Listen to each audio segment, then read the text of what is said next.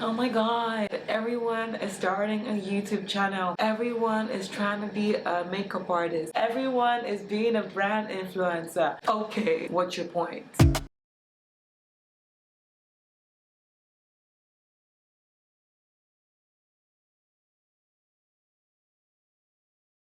Hey guys, welcome back to another video with your girl, the Everyday Nigerian. If this is your first time tuning into my channel, hit the subscribe button down below to subscribe to more juicy content from moi. So for today's topic, we're going to be talking about 6 steps to building a strong personal brand in 2020. I know. Everyone's gonna say first things first. Why didn't I bring this video out in January? We're already beyond half of the year and we're more or less rounding up this, I'm not going to say really bad year, but we're already towards the end of the year and most people have found this to be a very not good year. That would be a very sugarcoating way to put it. But yes, I'm still going to reiterate on 6 different steps you can do to building this personal brand of yours in 2020. Now the first question you're gonna ask, I know, is what is a personal brand? My personal definition of what a personal brand is what people perceive about you or what people know about you. What kind of content do you put about yourself in the public eye, on social media, on a day-to-day activity? What do your customers see you as? It's how you interact with people, it's how you do business with people, and how they see you in general as a whole. How all that collectively shows what it is that is your brand. That is what personal branding is. This is basically how people see you when you do business with them, how people interact with you on a day-to-day basis, how people you do business with see you. All this put together is your personal brand. Of course, everyone assumes that social media is basically your personal brand, but no sis, social media is only an aspect of your personal brand. Social media is only what you show to your online audience what it is you are about your brand. I'm also going to discuss on how you can build your personal brand online as well as offline, how you interact with your customers online and how you interact with your customers offline, how they see you, especially when you're having one-on-one conversations or confrontations with them. Now these tips I'm going to highlight on are basically tips that can improve your personal brand. You're not going to be one way online and another way offline. You're going to be an entire personal brand. I'm here to give you the tips that are supposed to boost your brand. Now the first point is to write down your core values. What makes you you? What do people see in you that makes you you? Now I'm going to throw this back to my personal brand as an individual. I have 3 major core values that I use for my personal brand. Number 1 is relatable. I try as much as possible to make my brand very relatable. Why do I do this? I feel like for me trying to create an online presence, I'm trying to make people feel like whatever it is I'm doing, whatever it is I'm discussing on my page or on my channel or on any social media platform I'm using, I make sure that they can find some way or some sort of avenue to relate to that content. I never want to create a personal image of myself where people find it's unattainable to reach, or the goals I'm striving for myself cannot be reached by the regular average entrepreneur or the average content creator. This core value, being relatable, I see it as me trying to make sure that everyone in my audience can find some way to connect with me or can find some way that the content I put out there can relate to their everyday life. That's one of my core values. My second core value is being driven. For anyone that knows me, both personally and both in business, I am a very driven individual. I cannot sit down in one place and just while away time. I can do that for like a day or so, or maybe maximum 2 days, but like to go an entire week of doing nothing, I don't think I've ever done that since I can possibly remember. And for me, that is what I try to channel into the content and the work I put out there. If I'm reaching out to a couple of people on my social media platforms, I want them to see that whatever it is that I'm putting out there, you're seeing some level of driven potential. You're seeing me that I'm being consistent, I'm being ambitious, I don't slack. I don't find a way to give excuses on the content of the work I'm trying to put out there. I make sure that if I have a goal, I reach it. Now, I channel that core value from my online platforms as well as my offline platforms. My friends and family that know me personally know that I'm an extremely driven person. You cannot give me a task to do that if I'm determined, I will not achieve it. I try to show that online with my online platforms, with my customers and my audience, as well as offline with my customers that want to meet me one-on-one. I show them that driven core value. Now, the third core value, and this is my most important, is valuable. I try as much as possible to make sure that my audience and my customers see me as valuable. The content I put out there must be valuable. Guys, the amount of work I put out into creating content, like in the near future, I'll probably put out a day in my life of content creation, what it actually takes to put out content on social media. It takes a lot of work. And for me, I never wanted to feel like I'm just putting out content because I want to or because I have to. But I want to make sure that the content I put out there is of some significant use to my customers. My customers must be looking forward to my videos. My customers will be looking forward to my content. So when creating this, your personal brand, make sure that the content that you're putting out there must be of use to your customers, must be of value to your customers. If you're creating your personal brand, your brand must be of value to your customers. Customers must always want to look forward to the content you put out there. Now, the second step to building a strong personal brand is going to be picking 2 social media platforms to build your audience. Guys, this is extremely important. I know there are a lot of social media platforms that are out there that you can use to reach your audience. Only choose 2, guys. 2 might sound so small for you to put out content, but the amount of work it takes to put out content on one platform, you don't want to be inconsistent on several platforms.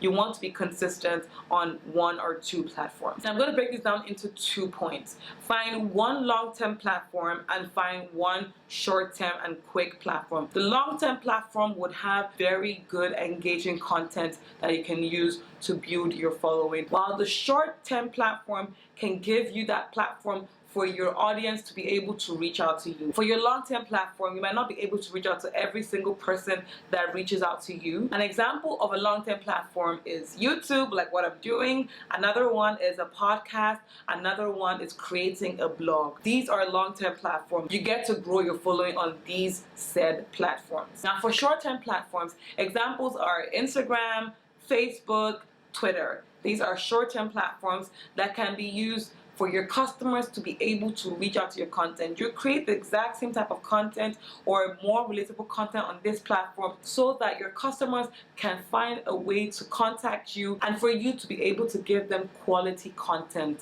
on that platform. All in all, pick 2 platforms that you can create content on consistently in engaging and reaching out to your customers and building your personal brand. The third point, this is my favorite. Do the work and show up. What does this mean? This means that you have to be consistent. Like, I can't stress this enough. I know for a fact that every single time I mention being consistent, it doesn't mean you must put out content every day. It doesn't mean that.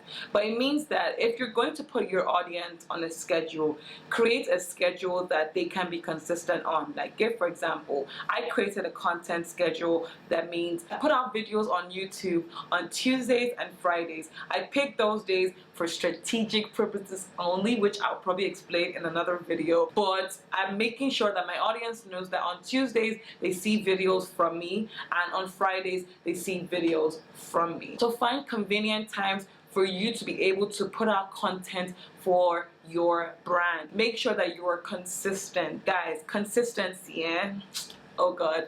Like, there's nowhere that's been said that if you're not consistent with your work, you won't be successful. Inconsistency might breed failure, but consistency will always breeds success. So if you want to build your brand, be consistent with your content, be consistent with the work you're putting out there, be consistent with the product you're putting out there, be consistent with the service you're putting out there, guys. It is very important for you to scale your brand. Now, you also want to be consistent in your online presence as well as your offline presence. Now, do not be, all nice and engaging and pleasant online and then be nitty-gritty and be awful and have horrible customer service. I'm gonna give a backstory on this. I had an opportunity to meet a celebrity here in Nigeria, and her online presence is this warm, welcoming, amazing, character that when I eventually met her at an event, and I happened to meet her one-on-one, her presence was, oh my god, guys. I'm not here to blast anyone's brand or anything, but if you're not as welcoming and as warm as you portray yourself online as you are offline, it's gonna send the wrong signals to your brand. It's gonna be like, oh, she's all lovey-dovey or he's all lovey-dovey and this online, but offline he's horrible. That is a horrible, horrible portrayment on your brand. It's just going to make it look like, yeah, I don't want to be affiliated with this person. I even know some people on Instagram that happen to engage with some content creators that even went as far as trying to buy some of their products. And guys, they came out to say that, see, these people are horrible offline. They have horrible customer service. They are rude. They are arrogant. They even went as far as saying that they're making it seem like they're doing you a favor from you purchasing from their brand. I'm like, guys, like, imagine that. Like, imagine putting out a brand out there and then people want to buy from your brand and then you're horrible with your customer service. Like, no, that's not how you're gonna build your brand. Be the same online as you are offline. Don't mix the two. Make sure that the content that you're putting out there online is reciprocated offline. Don't ever, ever, ever try to be either ways, guys. It is not going to be good for your brand. Now, the fourth step is explaining your brand story. This is a very good one. Let me give an example. Now, during the whole Black Lives Matter thing and, a lot of content creators were pushing out their brand. A lot of people wanted to now patronize a lot of black businesses.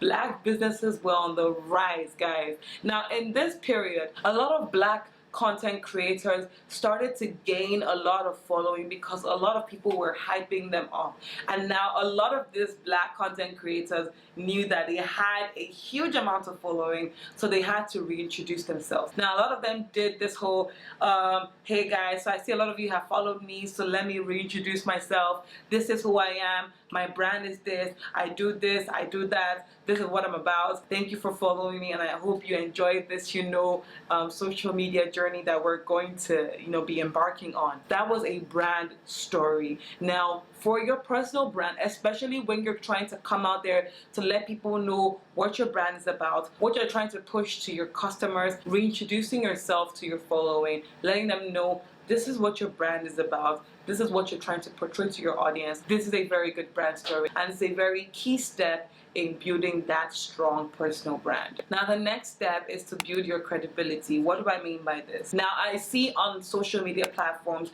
a lot of content creators love partnering with each other, especially the ones in their niches. The ones that are makeup content creators love partnering with other makeup content creators in their niche and love creating, pleasurable and engaging content on either of those platforms. This is a very good way to build that personal brand of yours. Collaborating with content creators in your niche is a very, very key point, guys. You're going to now leverage on both their content and their audience, as well as they're going to leverage on your content and your audience. Collaborating content creators into building something so beautiful is a very, very sure way to building that personal brand. Now, the last and final step is ensuring you have quality supporters. Make sure that you're not one of those people trying to build their brand very quickly and end up buying following on probably Instagram. I don't support people that buy following on social media platforms, because I feel you're more or less trying to portray yourself as something that you haven't actually quite done the work for. You haven't seen the stress and the sweat and the tears it takes to building that brand. Buying a following will not get you quality customers. You want quality customers that as soon as you post that content, they're already in the comment section like, yes, go sis, you're doing this, you're doing it right. That is the kind of quality customers I'm referring to that you want for your platforms and for your brand. You don't want to buy a following and then start to struggle to see quality customers build from your page, especially when you're just trying to build your brand from the ground up. Building your brand from the ground up is a very, very good way for you to get quality customers. I mean, I'd rather have, 5,000 subscribers that are constantly in the comment section posting, yes, go sis, I love your videos, I love your content, keep pushing this, that encourage you, than you having 10,000 followers on Instagram that, you probably have only 100 likes and probably 1 or 2 comments. No, that's not the right way. Grow your following, grow your brand, grow your content, grow your entire brand as a whole to make sure that whatever you're putting out there, quality and good customers are dragging themselves slowly to your brand. Well guys, I hope these points were very solid. I hope you learned 1 or 2 things from these points. Know that if you want to build your personal brand as a whole, you need to be consistent, you need to have quality customers, and you need to make sure that your core values are what are driving you to reach your personal brand goals. Until then, please don't forget to hit the subscribe button, guys, and keep watching. Bye guys.